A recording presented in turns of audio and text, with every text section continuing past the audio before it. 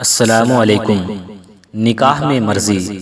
نکاح سے پہلے بچوں کی مرضی ضرور پوچھا کریں۔ آپ نبی کی امتی ہیں، زمانے جاہلیت کے کافر نہیں۔ آپ صلی اللہ علیہ وسلم نے فرمایا، جو شخص اپنے والد پر لعنت کرے اس پر اللہ کی لعنت ہے۔ مرد کا کردار۔ مرد کا کردار اتنا ہی مضبوط ہونا چاہیے جیسے زلیخا کے سامنے حضرت یوسف علیہ السلام کا تھا۔ باپردہ بیٹیاں۔ حضور اکرم صلی اللہ علیہ وسلم نے ارشاد فرمایا، بہترین اولاد باپردہ بیٹیاں ہیں۔ نبی کریم صلی اللہ علیہ وسلم کا نکاح۔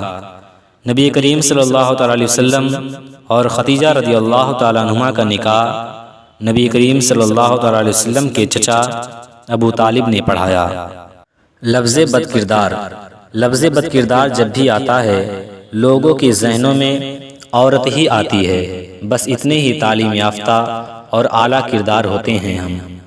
حضرت عمر رضی اللہ تعالیٰ عنہ۔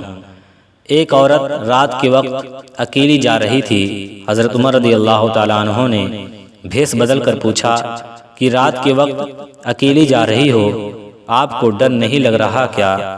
عورت کہنے لگی، یا تو عمر رضی اللہ تعالیٰ عنہ کا انتقال ہو گیا ہے یا آپ خود ہو، ورنہ عمر رضی اللہ تعالیٰ عنہ کے ہوتے ہوئے کسی میں اتنی جرت نہیں کہ وہ راہ چلتی عورت سے سوال کرے۔ حضرت خدیجہ رضی اللہ تعالیٰ عنہ۔ حضرت خدیجہ رضی اللہ تعالیٰ عنہ پہلی عورت تھیں جنہوں نے نکاح کا پیغام نبی کو بھیجا۔ یوں اللہ نے ان کے ذریعے لڑکی کو خود اپنا خاوند پسند کرنے کی آزادی دی۔ سورہ یوسف کی مثال کہ اللہ تعالی ہمیشہ ہمیں ہماری پسندیدہ چیز سے آزماتا ہے تاکہ اس کی چاہت کی تڑپ میں ہم اللہ کے اور قریب ہو جائیں۔ اگر ویڈیو پسند آئی تو ویڈیو کو لائک اور چینل کو سبسکرائب ضرور کریں۔ السلام علیکم۔